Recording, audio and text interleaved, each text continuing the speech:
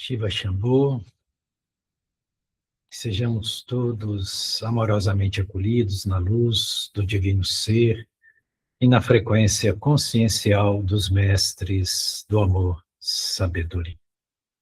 Reunidos nesta quarta-feira para mais uma partilha do oráculo védico, que são estes arquétipos que nos conduzem à mestria interior, sob o amparo e a regência dos mestres do amor sabedoria, hoje trazendo essa lâmina que fala de Kailashinata, que é o sustentador. É uma lâmina muito especial, um arquétipo muito especial, pois que vai falar, além do Monte Kailash, vai falar também daquele que habita o Monte Kailash, que é o Senhor Shiva. E por que que ele é o sustentador e por que esse arcano nos leva a uma condição de autossustentabilidade, de se sustentar por si mesmo, independente das circunstâncias, ou não depender de nada ou ninguém para se fazer sustentável naquilo que é o seu propósito. Kailash é o Monte Kailash, e é exatamente essa imagem que nós vemos ao fundo, essa montanha dourada, e ela de fato fica dourada ao pôr do sol. Ela tem exatamente essa cor quando o sol está se pondo. Então ali nós vemos a imagem do Monte Kailash, que é tradicionalmente a morada do Senhor Shiva, e Kailashinata significa literalmente o Senhor da montanha Kailash. Nata significa Senhor, aquele que é o Senhor do Monte Kailash. E aí, se referindo a Shiva. Dentro da percepção espiritual ligada à tradição do shivaísmo, o Senhor Shiva, ele fica em retiro, eternamente meditando nesse lugar que é o Monte Kailash. Então, ele, a partir daí, ele sustenta o plano vibracional da Terra, o plano de emanação para a Terra. E tem vários elementos que nós iremos analisar e fazer as correlações. O que isso tem a ver com a nossa jornada pessoal e interior? Vamos falar um pouquinho do Monte Kailash para a gente entender a importância dele e analisar também os elementos presentes neste arcano, para que depois nós possamos fazer uma construção cognitiva a partir dos elementos simbólicos que aqui são postos e vistos. O Monte Kailash, ele fica nos altiplanos tibetanos. Hoje, ele politicamente pertence à China, porque a China agregou o Tibete como território chinês, né? Mas nós consideramos que ele está no Tibete, embora ele seja hoje administrado, aquele território, pela China. Mas culturalmente, historicamente, é o Tibete. Então ele tem relação com as tradições religiosas mais antigas do Tibete, com o budismo que chegou ao Tibete, tem relação com o hinduísmo, tem relação com o jainismo.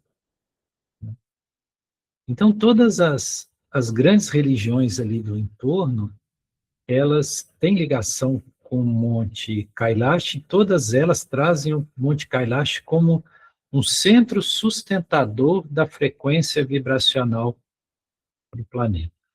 Por isso que é o sustentador. Acredita-se que ali se encontra o Axis Mundi. O que é o Axis Mundi?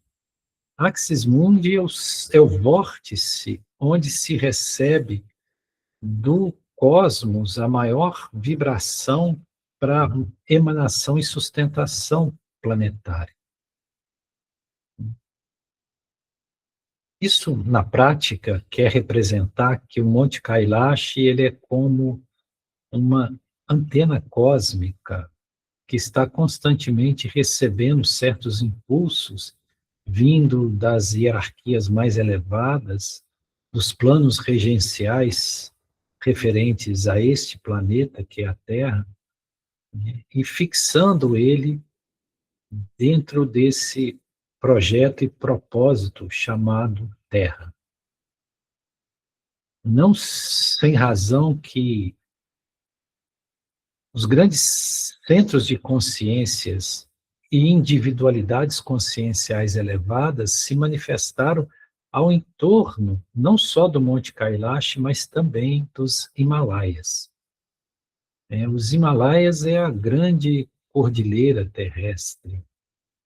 Os Himalaias nascem de uma compressão contra o continente eurasiano, desce e o subcontinente indiano sobe. Então, nas formações tectônicas, há uma compressão de onde surgem essas grandes elevações que hoje nós chamamos de Himalaias. E esse monte específico, que não é o mais alto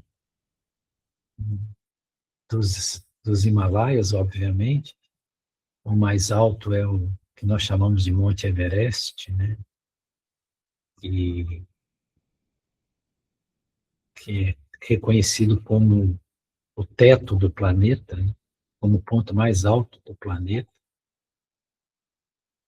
Ele tem o Monte Kailash, ele tem aproximadamente 6.000, para ser mais preciso, 6.638 metros de altitude. Quer dizer, é uma altitude considerável. Então, 6.638 metros de altitude. E, obviamente, com essa altitude, o cume do Monte Kailash ele é coberto de neve, constantemente. E é justamente nessas neves eternas que repousa Shiva. Claro que nós não estamos falando de Shiva de forma literal, como uma individualidade. É uma frequência consciencial. O Monte Kailash, ele também é chamado, pela tradição budista tibetana, de o famoso Monte Meru, que é o Monte Meru, o centro do planeta, ou sim, exatamente esse lugar de onde todas as energias que vêm dos planos suprafísicos para o planeta se ancoram e se distribuem para toda a superfície planetária. Ele é um monte que, até hoje, ele não foi escalado. Não houve ninguém que conseguisse chegar no alto do Monte Kailash. Já houveram algumas tentativas. Hoje é proibido ter acesso ou tentar se escalar o Monte Kailash, mas até hoje ninguém, ele é um monte inconquistado até hoje, ninguém nunca conseguiu subir no cume do Monte Kailash, né? Por questões também de formação geológica desse monte, que ele tem as paredes de um granito negro muito íngremes e escorregadias, e estão sempre cobertas de neve, e ali existem variações de correntes de ventos muito fortes, enfim. Tanto por essas dificuldades, como também por questões que transcendem esse aspecto da dificuldade natural. Parece que esse monte, desde sempre, foi proibido o acesso de humanos no alto desse monte, porque ninguém nunca conseguiu chegar. Hoje já não se mais permite a tentativa, né? O governo chinês não permite que se faça expedições para tentar chegar ao alto do Monte Kailash, né? E existe também a questão tradicional religiosa, ligada tanto à corrente do budismo, como do hinduísmo, do jainismo, que tem esse monte como sagrado, então você não pode subir esse monte, porque era como se estivesse profanando algo de muito sagrado e muito venerado por todas as tradições de todas as religiões que estão naquela região. Todas veneram o Monte Kailash. O que se é permitido fazer, que é uma prática para quem visita o Monte Kailash, é aquilo que é chamado de parikrama. O que é o parikrama? Parikrama é uma circumambulação em torno do Monte Kailash. Então as pessoas fazem uma caminhada circulando o Monte Kailash, né? Todas as tradições fazem no sentido horário. Só os jainas ou os jainistas que fazem no sentido anti-horário. É uma é uma um percurso em torno do monte que tem 52 quilômetros, que as pessoas fazem, obviamente, a pé, caminhando, meditando. E aí vem o aspecto sutil desse monte, né, que já foi comprovado por estudos de pesquisadores que lá estiveram, que constatado foi que existe ali um campo eletromagnético muito anômalo, muito fora do padrão. Por exemplo, os aparelhos eletrônicos, há momentos que os aparelhos eletrônicos deixam de funcionar quando se aproximam do Monte Kailash.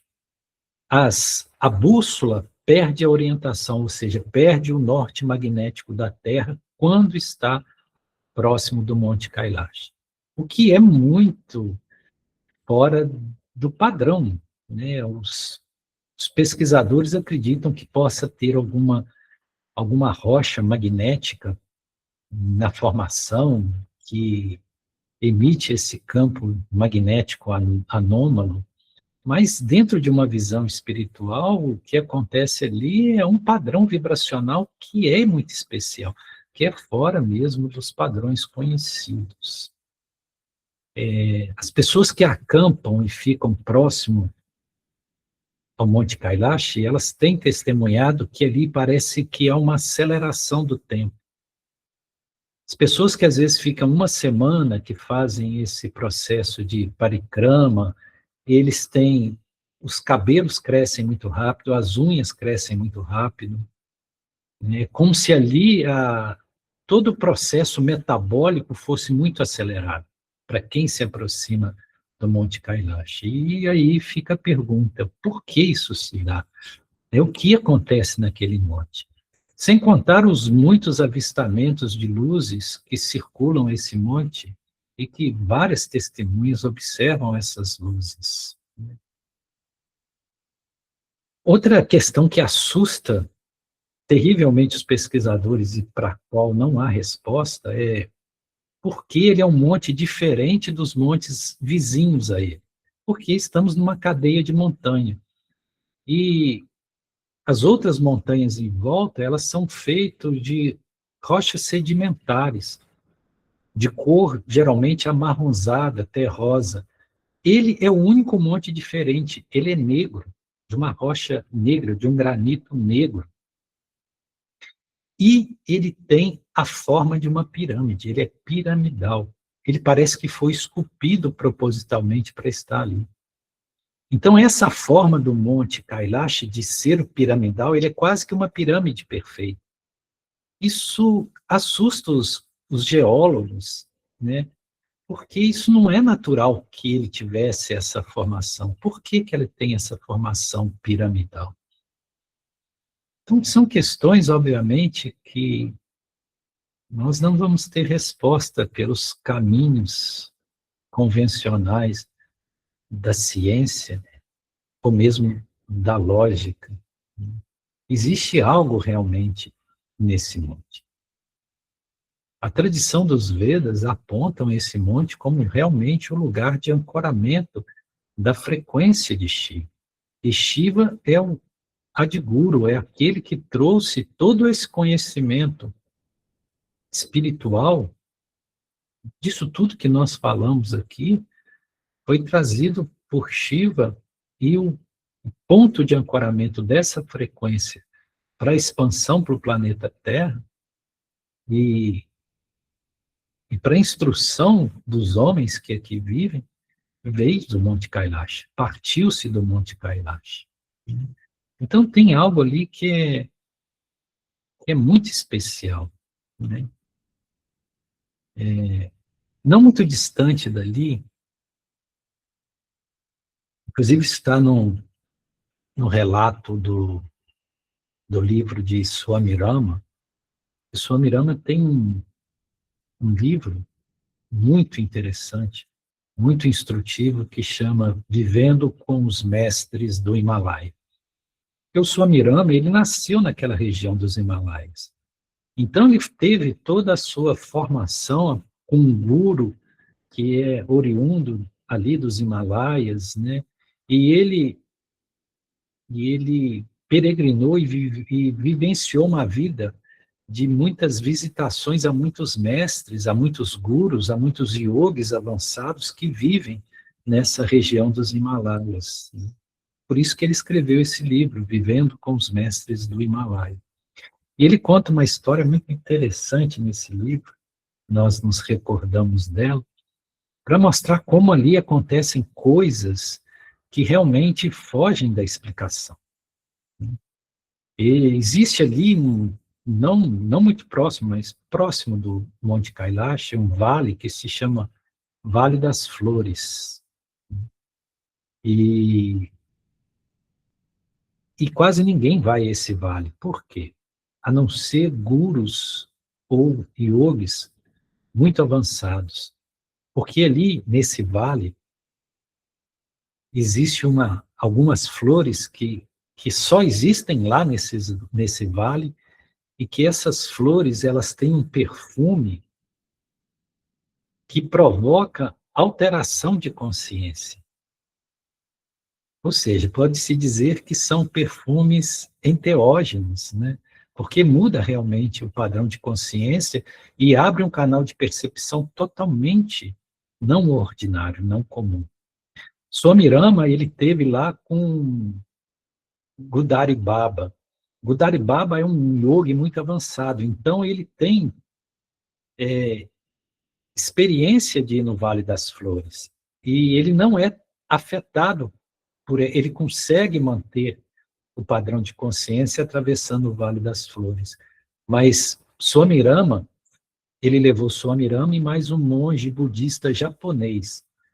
Tanto o Swami Rama como o monge budista japonês, eles, ao atravessarem o Vale das Flores, eles esqueceram quem eram, eles não sabiam mais o próprio nome, eles entraram num estado de ausência de autorreferência, embora eles estivessem lúcidos, que eles começaram a ter perda absoluta da memória autorreferencial.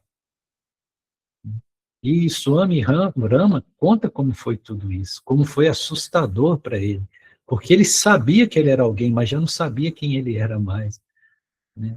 Ele perdeu todas as referências históricas sobre si mesmo, embora ele estivesse lúcido, né? E claro que antes de entrar no Vale das Flores, né, Godari Baba tinha avisado que tudo isso ia acontecer com eles. Imagina, por isso que ninguém vai lá. Porque se você entrar lá sem alguém que seja um yogi muito avançado, você nunca mais sai, porque você vai esquecer de tudo. Veja que coisa extraordinária, né? E tudo associado com as energias deste lugar, dessa presença espiritual viva que está ali. Sadhguru, que é muito conhecido aqui no Ocidente por causa da popularidade dele, né, que fundou aquele Instituto Isha, que divulga o yoga em toda parte do mundo. Acredito que os senhores e as senhoras já viram vídeos de Sadhguru. Ele esteve lá no Monte Kailash, né, e ele mesmo narra que o que ele sentiu ali, ele nunca sentiu em lugar nenhum do mundo. E ele fez esse parikrama, né, essa circundação do Monte Kailash, essa caminhada de 52 quilômetros. Inclusive, existem vídeos na internet dele fazendo com um grupo essa caminhada. Ele constantemente está derramando lágrimas, está chorando, porque ele mesmo relata que o que ele sentiu ali, ele nunca sentiu em lugar nenhum. É como se a presença divina estivesse de fato ali o tempo todo. Ou seja, é algo muito forte, né? Então, na imagem nós vemos o Monte Kailash, né? E abaixo do Monte Kailash, na imagem, nós vemos aquele que é o senhor do Monte Kailash, por isso que chama Kailashinata. Aliás, um dos nomes de Shiva é justamente esse, Kailashinata, que é o senhor de Kailash, do Monte Kailash. Então, quando a questão é de sustentação frequencial, Shiva está em eterna meditação no alto desse monte. Quando é necessário que ele intervenha ou que ele atue, né, que é o processo da manifestação, é o que nós chamamos de Purusha e Prakriti. Né? Purusha é o estado de consciência pura, é aquilo que sustenta. E a Prakriti é a manifestação, né, a exteriorização das energias criativas para a realização dos planos da existência. Aí ele se retira do Monte Kailash para dar as instruções, para transmitir o yoga, para fazer todo o processo que a humanidade ficou conhecendo. E algum dos senhores pode me perguntar, e o senhor Shiva de fato existiu?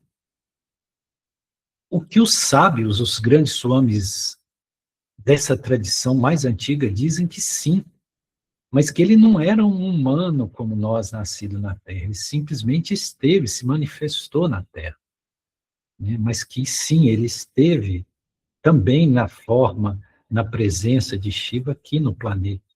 E foi ele que trouxe a possibilidade do ancoramento de todo esse conhecimento que hoje nós chamamos dos Vedas, do Vedanta, do Yoga, tudo isso, né, que acredita-se que veio dos mundos espirituais, que é a instrução mais sublime e mais rara que a humanidade já recebeu.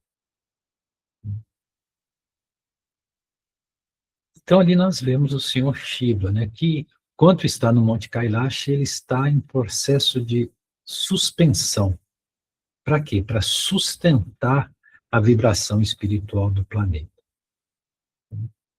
E nós vemos, atrás do Senhor Shiva, um lótus de cor lilás. A cor aqui é importante. E abaixo dele nós vemos, à frente dele nós vemos a serpente, e que está dentro de um buquê ou de uma coletânea de flores azuis. Vamos analisar isso, porque isso também é importante, né? A serpente, né, nós já falamos dessa serpente, né, que é a Naga, Naga Sesha, Sesha Naga, ela representa a energia, Shakti, ou seja, o que sai de Shiva é essa energia, essa Shakti, que está ligado, inclusive, às nossas energias internas. Quanto nós falamos de Kundalini, quanto nós falamos do processo de alinhamento de chakras, de todo esse campo frequencial energético, isso tem a ver com a simbologia dessa serpente, que ela representa esse princípio vibrátil energético da criação. Ela, especificamente, quando ela se associa a Shiva, ela se chama Vasuki, né? Ou Vasuki. Vasuki é aquela serpente que está enrolada no pescoço de Shiva, e que simboliza também aquele que vence a morte, né? Ou Mrityunjaya, aquele que é vitorioso por sobre a morte. E em que sentido? Não no sentido de que não haja morte física, né? Porque o físico vai ser descartado naturalmente, e isso não tem nada de anormal, ou contrário àquilo que é divino. Esse vencer a morte é vencer o estado da ignorância, que nos prende ao mundo material, nesse jogo, nessa lila, nesse ciclo de samsara, onde nós ficamos existindo sem nunca encontrar a vida. Então, vencer a morte é o segundo nascimento. É quando você morre para a ignorância, morre para essa escuridão e nasce para a luz divina, né? E uma vez que você atinge a consciência do ser divino, né, você nunca mais morre, porque esse ser é imortal, esse ser é imperecível, ele é não nascido e ele é não experimenta a morte, né, não mortal. Então essa serpente, ela simboliza também isso. E ela está sempre presente junto a Shiva.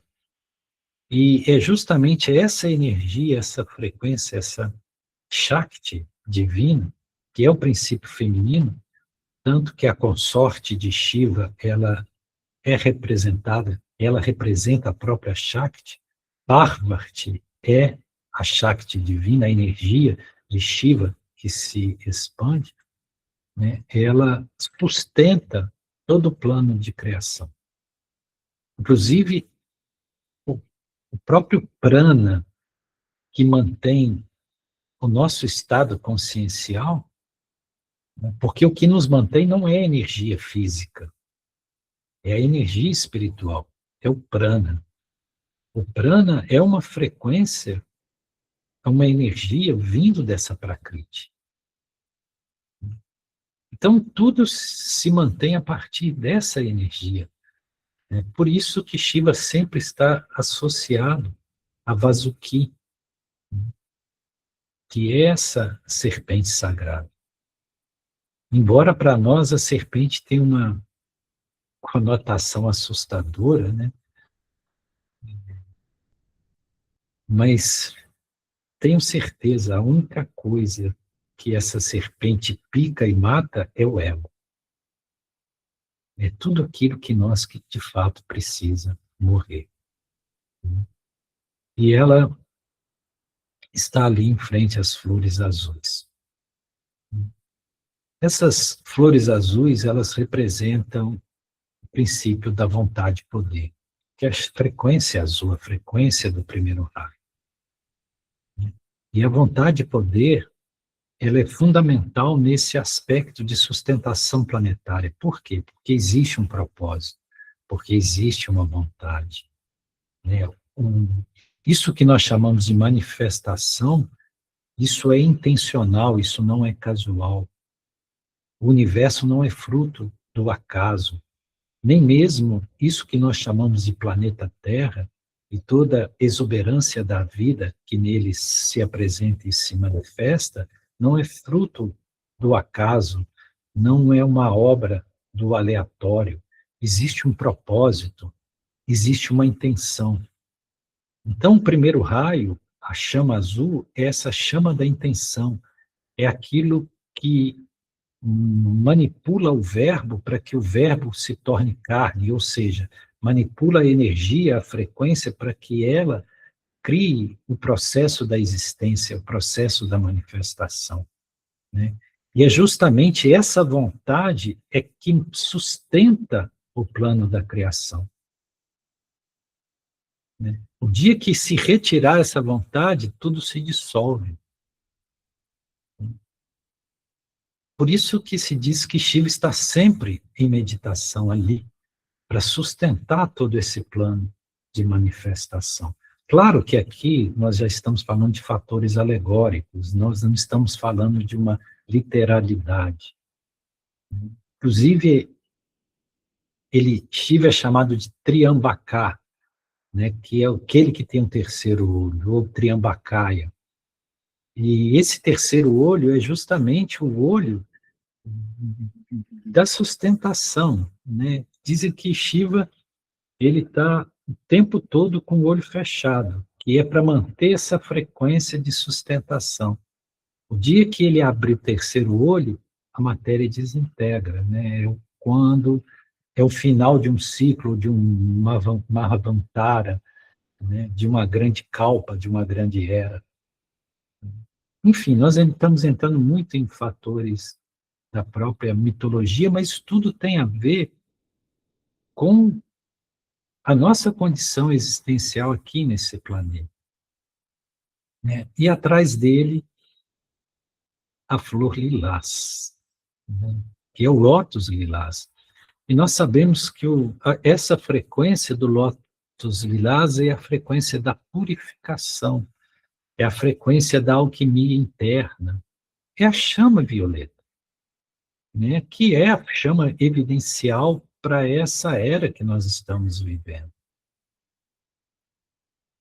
né? E que essa representação do lótus, que é o florescer da própria consciência, quando regida pela frequência lilás ou pela chama violeta, ela tem esse poder da purificação, da transmutação, né?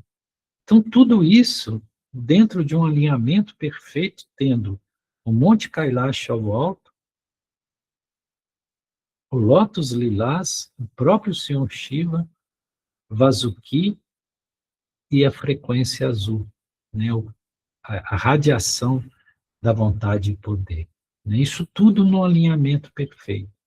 Isso querendo dizer que aqui nesse alinhamento é que está o projeto de sustentação. De sustentação de quem? Aí nós voltamos para a nossa condição, para nós mesmos. Para que nós tenhamos a sustentação como seres espirituais, nós precisamos desse alinhamento que é visto nessa lâmina, nesse arquétipo. No alto, isso já se referindo a nós, enquanto seres presenciais nesse projeto existencial. No alto deve estar o Monte Kailash, ou seja, qual que é o ponto mais alto nosso? É a consciência. Então, o Monte Kailash, ele representa a consciência. É na consciência que repousa o divino, que repousa o Senhor Shiva. Então, esse princípio de alinhamento, ele tem que vir a partir do ponto mais alto em nós mesmos, que é o nosso Monte Kailash, que é o nosso centro consciencial, que é onde existe a percepção do divino, mas não do divino fora, mas de nós, seres, como condições e presenças do divino aqui e agora. E descendo nesse alinhamento, nós temos que fazer toda a purificação, toda a transmutação daquilo que não é divino, daquilo que não é puro, né? Para que haja toda a purificação frequencial de todas as energias presentes nos nossos corpos, na nossa constituição, né? Passando pela realização divina que acontece em nosso chakra cardíaco, né, que é esse anahata, que é esse centro onde está a nossa presença divina, o Paramatma, por isso que Shiva está ali, no nosso coração, que é o Paramatma, que é a centelha divina em expressão, e abaixo toda a regência energética, equilíbrio energético, equanimidade frequencial que nos é necessária para que se manifeste a vontade e o poder. Se nós tivermos esse alinhamento perfeito, ajustado, nós teremos o poder da criação. É daí que vem o poder da criação. É disso que Sananda Jesus falava, que se tiveres fé do tamanho de uma semente de mostarda e disser para essa montanha, mova-se daqui para ali, ela se moverá. Então é essa determinação que faz com que a, a existência obedeça à essência, que a essência governe a existência, e não o contrário. Mas é preciso esse alinhamento. E esse alinhamento vem justamente com aquilo que foi chamado de o processo do yoga. E o processo do yoga não tem nada a ver com esses exercícios de academia que são muito evidenciados aqui no Ocidente, que é uma parte do Hatha Yoga. O yoga não é isso. O yoga não é um exercício físico. Não é posturas, asanas, mudras. Não é isso. O yoga é muito mais profundo, né? Então, o yoga, ele traz o poder divino de volta a nós mesmos. Ou seja, ele nos faz voltar ao paraíso perdido, de onde fomos expulsos. Então, o yoga é o processo de união com a nossa própria essência, com Deus, que não está fora, que é aquilo que somos. É o retorno do ser à sua condição divina. Isso é o yoga. Então, nesse alinhamento que nós vemos nessa carta, está simbolicamente representado esse processo e esse poder de reintegração à plenitude daquilo que somos. Então, tudo isso nós podemos vivenciar, desde que nós acreditemos que sim é possível, desde que nós tenhamos a desconstrução dessa imagem que nós trazemos de nós, essa autorreferência, que é uma autorreferência empobrecida, que é uma autorreferência que não acredita naquilo que verdadeiramente somos, né? Isso aí tem que ser destruído. Então ali fica, no Monte Kailash, fica Shiva meditando, né? E esse Monte Kailash, ele acontece dentro de nós mesmos. Existe um Monte Kailash dentro daquilo que somos. Ele é um símbolo de algo que está presente em nós mesmos, né? Tem uma história muito interessante de um grande yogi, que ele era conhecido como o yogi da curva do rio de Amuna. O rio de Amuna, ele nasce lá nos Himalaias, né? E é um dos 3 rios sagrados da Índia, né? É o Ganges, o Yamuna e o Sarasvati, né? Ou Saraswati. Então, ele era conhecido como Yogi da curva do rio de Amuna, porque ele morava numa cabana em uma das curvas, maiores curvas que o rio de Amuna fazia, e ele ficou conhecido assim. Todo mundo conhecia ele como o Yogi da curva do rio de Amuna, né? E ele era um devoto de Kailashinata, né? Ou seja, do Senhor do Monte Kailash, que é Shiva. E ele queria ver Shiva, e ele ficava chamando por Shiva. Ele queria ter um encontro com Shiva, né? Não só no sentido sutil, mas ele queria realmente uma manifestação, um encontro com Shiva. E aí ele um dia decidiu que ele, custasse o que custasse, ele ia chegar até o Monte Kailash para encontrar com Shiva. E aí ele saiu em peregrinação, caminhando para chegar no Monte Kailash. E não é um caminho fácil. O Monte Kailash fica num lugar muito pouco acessível. E ele caminhou, né?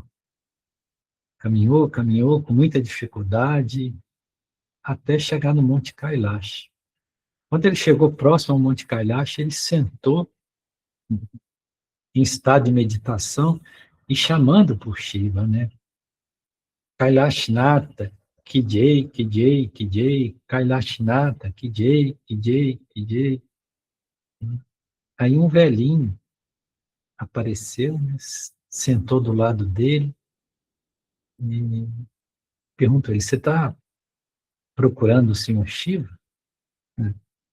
Imagina quem seria esse velhinho, né? Aí ele falou, eu vim aqui, né, para me encontrar com o Senhor Shiva, com a esperança de encontrar com o Senhor Shiva. Fiz uma viagem muito longa para chegar até aqui. Aí o velhinho falou, pois é, mas o Senhor Shiva não está no Monte Kailash. E para onde o Senhor Shiva foi? Bom, o que eu soube é que o Senhor Shiva ouviu um chamado de um certo yogi que mora na curva do rio de Yamuna, e ele foi lá para a casa desse yogi para encontrar com ele. Essa história ela é interessante, ilustrativa, porque às vezes nós pensamos que nós precisamos de fazer grandes movimentos, grandes deslocamentos, ir a pé até o Monte Kailash para encontrar Shiva, quanto na verdade, quando nós damos um passo para Shiva, Shiva está dando 10 passos para nós. O lugar de encontro é no silêncio do nosso próprio ser. Não é necessário grandes esforços, né? Não é necessário nós empreendermos tanta ação, tanto ativismo. Às vezes o que nós precisamos, e isso que é o aspecto também do sustentador, é voltar para dentro, para a nossa própria essência e nos sustentar neste lugar de pertencimento. O difícil para nós não é fazer grandes movimentos, grandes ações no mundo. O difícil para nós é nos sustentar nesse lugar de pertencimento. É ficar ali e esperar, ficar em silêncio, se esvaziar. E tem certeza, Shiva vai sair lá do alto do Monte Kailash e vai vir visitar a nós, aonde nós nos encontramos. Então não é preciso que nós, na condição de yogis da curva do rio de Yamuna, fiquemos fazendo peregrinações, buscando fora aquilo que vai nos encontrar exatamente onde nós estamos. Isso para aqueles que têm interesse em encontrar Shiva, né? Ou Deus, chame o nome que quiser, ou presença divina, ou ser, ou Atma, ou eu superior, dê o nome que quiser. Porque a maioria de nós não está interessado nisso. Esse é o ponto. Nós interessamos por muitas coisas, buscamos muitas coisas, mas isso nós não buscamos. Isso é secundário, nós nem acreditamos nessa possibilidade. Então nós passamos uma existência fazendo muitos movimentos, correndo atrás de muitas coisas, nos julgando muito importante por ter essa ou aquela atividade, mas o essencial nós não fazemos. E às vezes o que é mais grave, nós desperdiçamos a nossa energia divina, o nosso poder criativo, com trabalhos que podem até trazer muita recompensa material, mas não traz realização, não contribuem para o Dharma. Entende? E aí nós passamos a vida toda envolto em atividades que, no fim, elas nada contribuem para o Dharma, né? Elas nada contribuem para a nossa elevação e para a elevação do planeta. Tem uma outra historinha muito interessante, que é de um fabricante de guarda-chuvas, lá na Índia. Ele começou muito jovem, montando uma pequena fábrica de guarda-chuvas, e como ele era muito empreendedor, muito trabalhador, a coisa foi crescendo, crescendo, crescendo. E essa fábrica de guarda-chuvas dele ficou muito grande, né? Se expandiu muito. Então, quando ele tinha lá já seus 40 e poucos anos, essa fábrica era quase que um império, né? Ele vendia guarda-chuvas não só para a Índia, mas para o Nepal, para o Paquistão, até para a China, né? E era uma fábrica muito próspera de guarda-chuva. Mas esse homem era um senhor de bom coração e ele era também devoto de Kailashinata. Ele era devoto desse aspecto do senhor Shiva relativo ao Monte Kailash. E ele tinha, inclusive, uma imagem na fábrica dele, no escritório dele, né, lá na Índia, com o retrato do Monte Kailash, né, com a foto do Monte Kailash. E, e ele estava muito bem, muito próspero, fábrica muito grande, né? E um dia ele sonhou que ele estava na fábrica dele, justamente no escritório dele, onde ele trabalhava todo dia, e atrás da mesa do escritório dele tinha justamente a foto do Monte Kailash. E aí ele sonhou que Krishna, Shiva entrava pela porta do escritório, ele ficava muito assustado no sonho, e Shiva se aproximava dele, chegava bem pertinho dele e falava assim: não, no Monte Kailash não chove. Ele ficava assustado, aí Krishna virava, saía da sala e ele acordava. Ele acordou. Ele achou aquele sonho enigmático. O que que isso significa, né? Sonhar com Shiva entrando na minha sala e falando para mim que não chovia no Monte Kailash. Passado algumas semanas, o sonho se repetiu. O mesmo sonho. Ele sentado na mesa do escritório dele, lá na fábrica dele, Shiva abre a porta do escritório, entra, chega bem pertinho dele e fala bem baixinho com ele: não chove lá no Monte Kailash. E Shiva vai embora. E ele acorda. O mesmo sonho. E o sonho se repete pela terceira vez. O mesmo sonho. Volta Shiva de novo no sonho e fala com ele: olha, não chove no Monte Kailash. E ele ficou muito enigmático, muito, muito intrigado com esse sonho que se repetiu 3 vezes. E havia perto de onde ele morava um homem que era considerado um homem santo, né? Era um grande yogi. E ele procurou esse homem santo, esse grande yogi, e contou para ele o sonho e pediu o homem santo para interpretar. O que que significa isso? E o homem santo deu uma risada e falou: Shiva está falando com você que não chove no Monte Kailash. Você não precisa de fabricar tanto guarda-chuva assim. Está na hora de você pensar um pouco em usar todo esse poder criativo que você tem, toda esse atributo de primeiro raio, toda essa vontade, poder, toda essa capacidade que você tem para edificar realmente coisas que são essenciais para o plano divino. O mundo não precisa de guarda-chuva. O mundo precisa é de consciência. Está na hora de você começar a trabalhar para a expansão de consciência sua e do planeta. Tem muita gente produzindo guarda-chuva. E se não houver guarda-chuva, o máximo que vai acontecer é que as pessoas vão ficar molhadas. Mais nada. Né? E nós?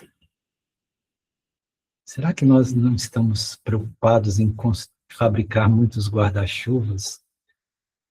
Embora possa ser valoroso, mas não estamos nos esquecendo de cuidar daquilo que é essencial,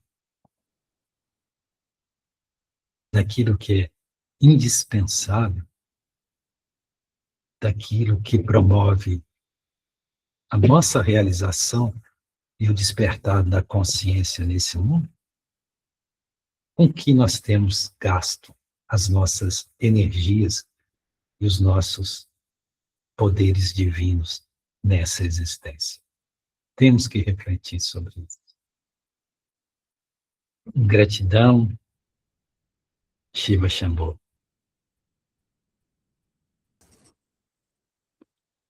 Gratidão, Gaian. Shiva Shambho. Está aberta a palavra. Dá para fazer umas 2 participações. Então, quem quiser falar, já fala logo, para não perder um minuto.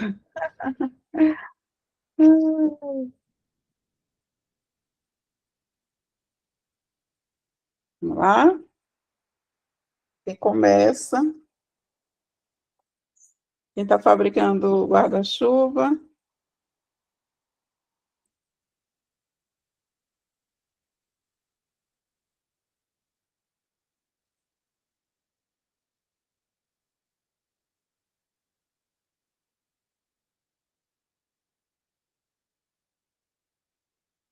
Quem vai ao monte?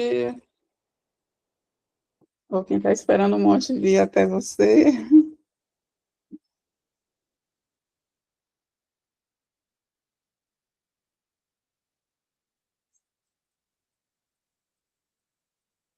Esta semana que eu fiquei ministrando uma disciplina, tecnologias, comunicações e educação. Como trabalhar com as tecnologias com os indígenas, né? Tecnologias digitais, softwares, e tecnologia assistiva, era tanta coisa, né? Aí eu pedi para fazerem o exercício, eu e o celular, como é que está a minha relação? Mas eles sorriam, eles contavam a história desde quando começaram a fazer essas conexões, né?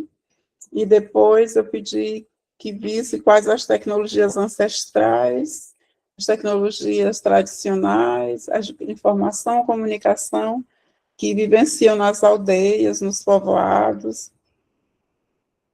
E eles começaram a escrever e depois contar as histórias, né? Que antigamente, de uma aldeia para outra, só um apito, e lá na outra aldeia já sabiam que aquele apito estava comunicando, dependendo do som que saía dele. E eles dizem assim, professora, e hoje basta a gente mandar uma mensagem, a mesma velocidade do apito é a velocidade da mensagem pelo WhatsApp, né? E como estamos lidando com essas tecnologias, né?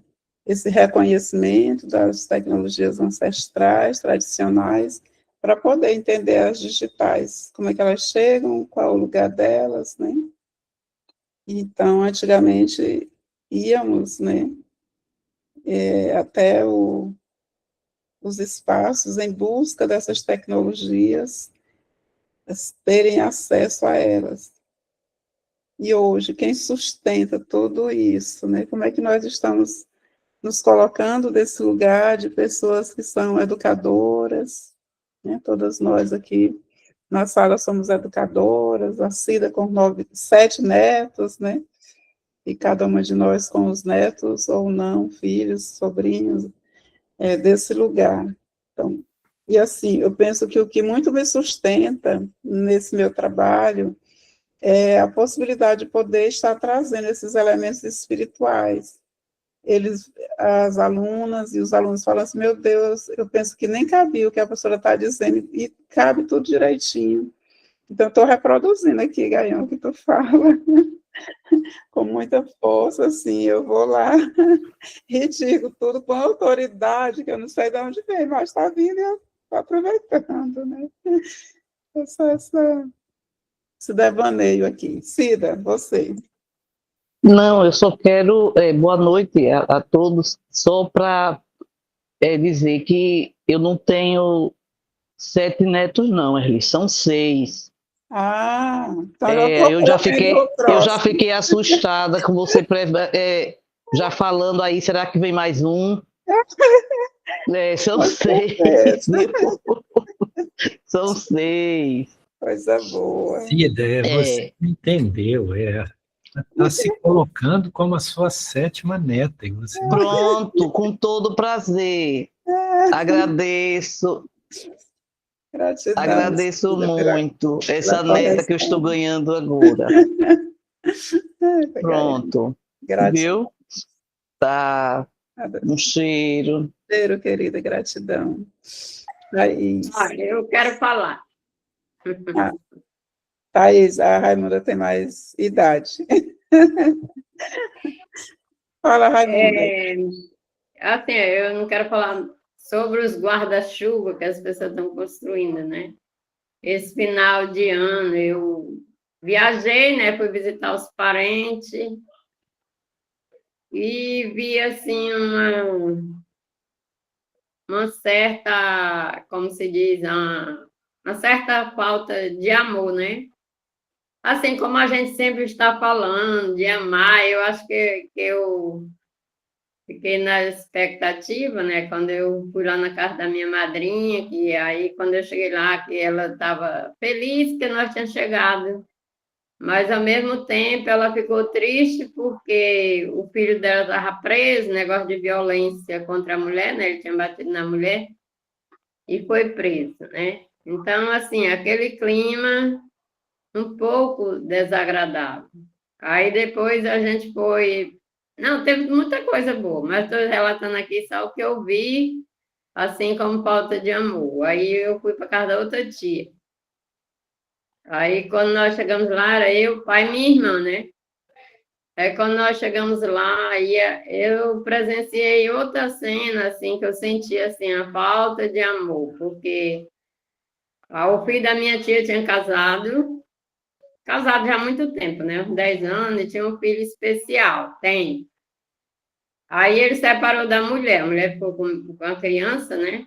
Aí depois a mulher arrumou outro marido, aí entregou a criança, tá? Com uns 15 dias que ela tinha entregado aquela criança especial para o pai cuidar, né? Aí eu fiquei pensando assim, eu sei que o pai tem o mesmo direito que a mãe, mas quem vai assumir a responsabilidade ali é a minha tia. Aí a minha tia falou que tinha chorado 15 dias, porque achava que não ia dar conta. Mas naquele momento ela já estava mais conformada, que ela disse que ia ajudar o filho dela a cuidar da criança especial. E a criança nem colocar comida na boca, não coloca. É mesmo aquela especial que depende para tudo. Não toma banho, né? Não fala. É aquela situação que só fica ali na cadeira de roda, né? E tira, leva para dormir, e bota comida na boca, é todo dependente, né? E aí a minha tia comentando lá, né? Falta de amor, e a mãe, aí eu digo assim, mas a gente não pode julgar, né? Deixa ele como está. Aí depois nós vamos para casa da outra tia. Aí chegamos lá, minha outra tia estava reclamando que todo ano se vem passar final de ano com ela e que esse ano não vieram. Tá bom, mas não só. Aí que esse ano não veio, só por causa de uma situação lá. Mas aí a gente ficou, né, com ela, a gente fizemos a ceia, né? Ela fez com os vizinhos. E foi muito bom, né? Nosso passeio foi bom, depois nós visitamos os primos, foi muito bom. Aí depois nós viemos para casa do meu primo, já que depois nós chegamos já com Jacundá, aí que a minha irmã veio lá de Anápolis, né? Aí nós fomos visitar o meu primo. Aí chegamos lá meia-noite, o filho da mulher lá chegou lá batendo na porta, e bêbado, e aquela coisa, né? Aí a mulher começou a passar mal, aí depois ela foi e me abraçou, pediu desculpa. Eu falei, mulher, isso aí está acontecendo sempre com as famílias. São muitas mães que sofrem, né, por causa dos filhos, criam os filhos, depois os filhos vão para a bebedeira, para as drogas, né, para a violência. Parece que o humano, ele está ficando desumano, né? Aí nós voltamos para casa. Aí, quando foi essa semana, nós fomos visitar aqui, eu fui com a minha irmã visitar a vizinha. Aí a vizinha estava colocando a situação do filho dela, que estava com pensamento de suicida, né? Até eu quero assim pedir muita vibração por ele, né? E aí ela pediu para nós fazer oração e colocar o nome do filho dela, né? Porque tinha separado da mulher e parece que não estava aguentando essa separação. E tinha separado da mulher, foi morar com outra mulher, e aí a situação não estava boa. Já tinha separado da outra e já queria voltar para outra. E acho que não estava dando certo, ele queria se matar. Aí ela disse que é tão tal que toda hora, quando ele se mexe, se levanta, ela levanta junto. Ela não está dormindo direito, né? Aquela situação. Aí, quando eu voltei, fui no banco nessa semana, aí encontrei uma mulher também lá no banco, uma senhorinha já com 79 anos, e ela estava agoniada porque o pessoal do banco não ia atender ela. Porque o pessoal do banco bota pouquinha gente para atender, eles têm que atender lá dentro e lá fora. E ela estava reclamando, porque ela tem os filhos, foi embora para o Ceará, que ela mora sozinha, mais o velho, ela tem 79 anos. Mora sozinha, mas o marido dela, e que ela que tinha que ir lá no banco para resolver essa situação, e o pessoal não atendia ela, né? Ela estava um pouquinho estressada. Aí ela começou a contar a situação dela, né? E aí eu perguntei, ué, a senhora não tem filho? Ela falou, tem, minha filha, mas está morando no Ceará, estão vivendo a vida deles para lá, e meu marido é um cadeirante. Ele tem 97 anos, está numa cadeira de roda e ficou lá enquanto eu venho no banco. Aí eu fiquei pensando, mas gente, mas que falta de amor, né? O mundo parece que está assim, um pouco revirado. Aí assim, que tem gente ainda, como o professor Gaian está falando, que ainda estão construindo os guarda-chuva, né? Eu acho que pensa não sei nem o quê, pensa no ter, mas não pensa no ser, né? Resumindo tudo isso que eu estou dizendo aqui, aí eu vim assim um pouco preocupada, né? Dessa falta de amor, que a gente fala tanto de amor, de perdão. E aí, quando a gente se depara, quando a gente vê longe é uma coisa, quando a gente vê dentro da família da gente, aí já é um pouco diferente, a gente sente, querendo ou não, a gente fica com aquela situação. Por que não pensa assim, de amar em vez de querer matar, né? E aí era essa mensagem, quando ele está falando aí dos guarda-chuvas, né? E parece que as pessoas continuam, parece que nós, né, continuamos construindo guarda-chuva, em vez de voltar para dentro da gente, né, fazer essa autoanálise, né, como o professor Gaian está colocando aí, né, mas tem muita coisa para ser trabalhada, a gente trabalhar essa consciência não é fácil. Aí eu falava para minha irmã, o que está acontecendo mesmo? Será que a gente está vendo as coisas da janela? Será que nós estamos olhando da janela para fora ou nós estamos aprendendo a ver que amar, ela exige amar exige uma dedicação e tempo, né? Não é só você dizer eu amo. Não, eu te amo. Aí você colocou negócio do celular, né? Aí, como com esse negócio do celular, as pessoas, não, eu estou aqui no Pará, meu pai está lá no Ceará, eu só ligo para ele, não preciso nem ir lá, que a gente se vê pela telinha, né? Mas não é a mesma coisa de você ir lá, ver, sentir, né? Tinha 52 anos, eu tinha saído lá de Caxias, né? Nem é tão longe. Mas a gente fica pensando só no ter, né? Aí nunca foi. E esse ano eu falei, não, esse ano eu vou. Esse ano passado, né? Que eu fui passar Natal e Ano Novo. Menina, mas foi uma coisa assim muito gostosa, apesar das dificuldades, dos problemas que cada um está enfrentando. Mas eu voltei uma pessoa renovada, a minha irmã também dizia. Eu estou voltando uma pessoa renovada, porque eu fui onde eu nasci. Fui conhecer minha terra natal, né? Que é Caxias do Maranhão. Que pena que não deu da gente conhecer lá o local da Princesa Isabel, né? O lugar turístico. A gente foi lá, mas estava fechado, né? Aí ficou do meu primo levar outra hora, mas não deu, porque eu queria conhecer ali a histórica, né? A história de Caxias, nossa terra natal. Certinho, Raimunda. Gratidão, querida. Depois a gente pode conversar sobre Caxias. Tem muitas coisas para desconstruir nessa relação. Gratidão pelo depoimento, né, pela compreensão de que aquilo que vai nos atravessando precisa realmente fazermos essa reflexão de adentrar dentro de nós. Gratidão. Passo para a Thaís. Boa noite a todos. Parabéns, Gayan, pela partilha mais uma vez. Bem, eu estava aqui refletindo porque eu fiquei encantada com a imagem. É muito bonito, né, o Monte Kailash. E eu fiquei pensando o quanto a gente muitas vezes fica admirando as coisas e elas parecem muito distantes. Quando você traz a metáfora da consciência, eu fiquei pensando, a gente fica esperando conhecer muitos lugares ou vivenciar, né, muitas práticas em lugares considerados sagrados. E onde está o nosso sagrado, né? Muito próximo.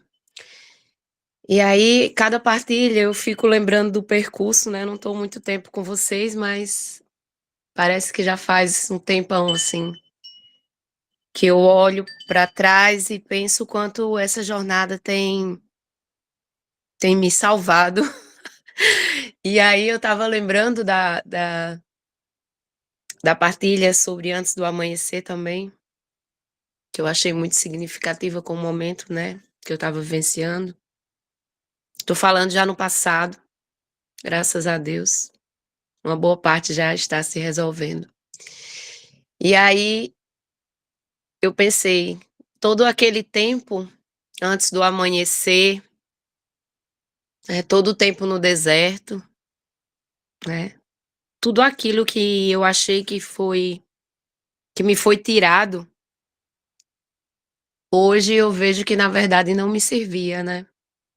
Então, fazendo a metáfora com o guarda-chuva, eu me protegia com coisas que eu achava que estava me segurando, né? Mas que eram totalmente inúteis e externas a mim. E que quando eu me vi sem elas, lógico que a primeira sensação que nós temos, quando a gente está nesse processo de busca, né?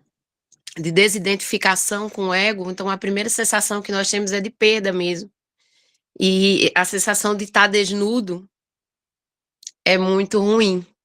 É como estar na chuva mesmo, sem roupa e sem guarda-chuva. Mas ontem, que foi um dia muito importante para mim com relação a uma resolução no trabalho, que eu vinha vivenciando a questão, né, de afastamento, como vocês sabem, deu uma grande chuva. E eu pensei, meu Deus, que bom. Parece que o universo tá chorando de alegria comigo, porque eu não preciso mais desses equipamentos que eu achava que me protegia, né? E eu agradeço a vocês, a Gayan, né, aos mestres, porque foi um período para mim muito sombrio.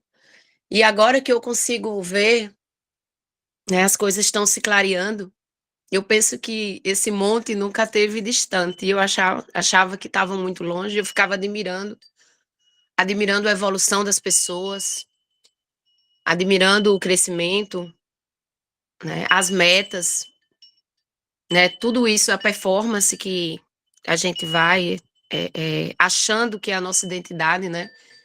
Isso é muito passado hoje em dia, essa necessidade da gente estar sempre performando. E quando eu perdi isso, foi, na verdade, a melhor libertação para mim, Porque agora o que eu menos quero é essa performance que eu vinha carregando. Eu tô muito bem sem esse guarda-chuva, tô muito bem na chuva. E agradeço a vocês por esse espaço. Outra coisa que eu aprendi, a duras penas, que bom, né? Foi algo que, com os livros, né? Eu sempre contando aqui as coisas que eu leio, eu gosto de ler bastante, mas ontem também eu parei um pouco e saí para caminhar, até contei para o Gaiano uma mensagem que eu mandei para ele.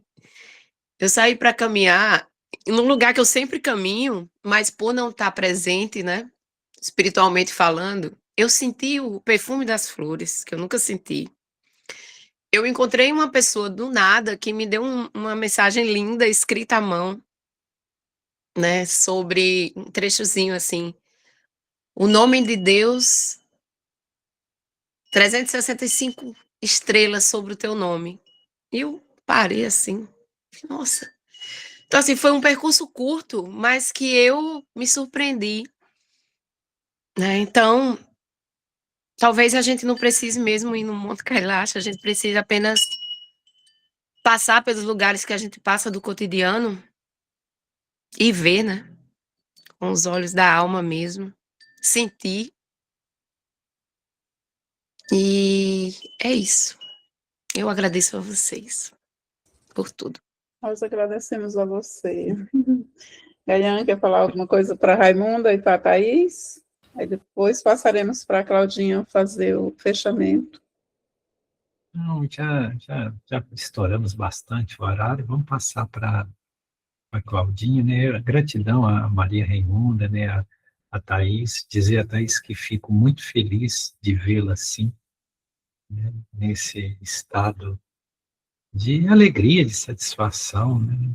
Ou seja, que a grande noite escura passou, que o sol nasceu e que o sol existe, né? E o sol nunca esteve longe de nós, né? Nós somos esse sol, né? Eu fico muito feliz, tá, Thaís, de te ver assim. Acredito que todo o grupo também, né?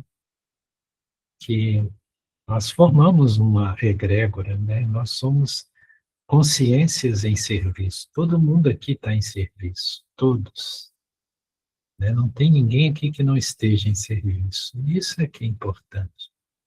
Isso é que é valioso, né? Então, gratidão.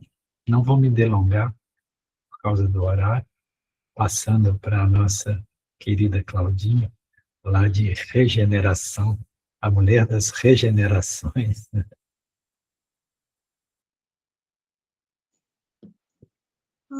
Salve, salve, navidianos, amor, luz e paz. Desde quando iniciamos nossos encontros, temos surpresas. Surpresas, sim. Pois cada encontro nos traz uma nova visão. Hoje nos veio o sustentador. Fiquei a imaginar o que será que vamos ouvir do mestre Gaian. Daí ele nos mostra com tamanha sabedoria, nas suas palavras, que o sustentador é a força divina onipresente que ativamos em nós quando estamos equilibrados, quando equilibramos as nossas energias. E aí vem a flor azul, a serpente, Shiva e a luz, porque o monte é a luz, é a sabedoria, é a consciência. Por isso que na história que Gaia nos contou, ninguém nunca conseguiu subir. É liso, escorregadio. Porque se a gente não se equilibrar em nós mesmos, nós nunca vamos chegar na luz. Preciso equilíbrio. preciso amor, Maria Raimunda. E vamos vibrar todos juntos pela família da Maria Raimunda, pelo nosso estado, pelo nosso país, que precisa dessa luz, que precisa desse equilíbrio. E esse grupo ele está reunido na busca desse amor, na busca desse equilíbrio da luz. E com essa consciência, nós vamos fazer agora a nossa sintonia navitiana. Eu sou a presença. Eu sou a presença divina da luz. Eu sou a presença divina da luz que brilha no sagrado coração. Eu sou a presença divina da luz que brilha no sagrado coração e ilumina o caminho. Eu sou a presença divina da luz que brilha no sagrado coração e ilumina o caminho, revelando a verdade. Eu sou a presença divina da luz que brilha no sagrado coração e ilumina o caminho, revelando a verdade e manifestando o amor. Eu sou a presença divina da luz que brilha no sagrado coração e ilumina o caminho, revelando a verdade e manifestando o amor, edificando a felicidade e a paz. Eu sou, eu sou, eu sou. Gratidão. Sexta-feira, todos juntos, reunidos, no amor, na luz e na paz. Gratidão, Gaia, e todos que estão aqui. Gratidão, Claudinha. Gratidão a todos e a todas. Deus te abençoar. Glória.